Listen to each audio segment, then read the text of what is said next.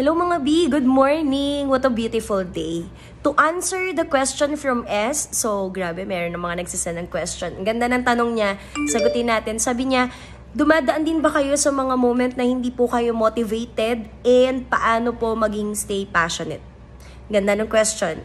I want to answer with two practical ways. Number one, I don't know if you're familiar with calendar, pero sobrang importante po na meron tayong kalendaryo. Kapag may calendar ka kasi, kahit na ano pang nararamdaman mo, and I do agree with you, no, na may mga moment nagigising ka that you're not feeling motivated or you don't have the same fire that you have yesterday, and not all the time ay energetic tayo. Dumadaan din po ako sa mga ganong panahon.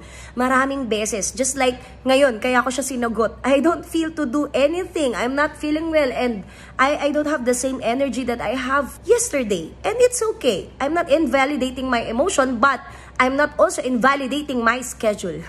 So, importante yun. Para nasa track ka pa din and you'll move according to your goals and objectives kasi nakakaya namang i-cancel yung mga nakabook mo na. So, importante siya para matutulungan ka niya to stay on the track. So, yun yung difference siguro ng isang taong motivated lang sa isang taong passionate. Kasi pag passionate person ka, you'll do it because you love it and you do it anyway. Even if what is the situation or kung ano man ang nararamdaman mo. Okay. And then, second is, meron po akong ganitong mentality. Of course, spiritual to Meron ako mentality na nasa warfare ako. I always think that, you know, daily, pagising ko pa lang ng umaga, meron ako mga laban na kailangan kong ipanalo. And because I'm a fighter or I'm a warrior, I have all the power inside of me because of Jesus Christ, no? I know na panalo na at tagumpay na. So, lalong haba akong pinipigilan. Diba may mga gato tayo mentality Pilipino? Habang pinipigilan, lalong nanggigigil. Dito ko siya in-apply. Ang lagi kong iniisip is like, meron sa aking mga pagpigil yung kalaban daily para hindi ko ma-accomplish yung mga dapat ko ma-accomplish today. And habang pinipigilan ako, ang lagi kong lalong iniisip is, wow, malaking-malaki siguro yung victory ko today kasi ang tindi ng pagpigil sa akin gawin to and gawin yan. So, all the more, lalo ko siyang gustong ipanalo.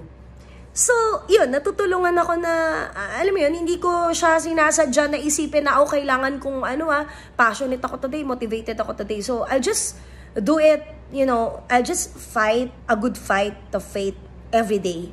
And that's true. Araw-araw, kailangan mong patayin yung dating ikaw at kailangan mong mabuhay para kay God. So, yun, may mentality akong ganun na, ayun, yung fighter ka, I have to win. Nako, pag pinipigilan ako, talaga, mas malaki yung victory na nag-aantay dito.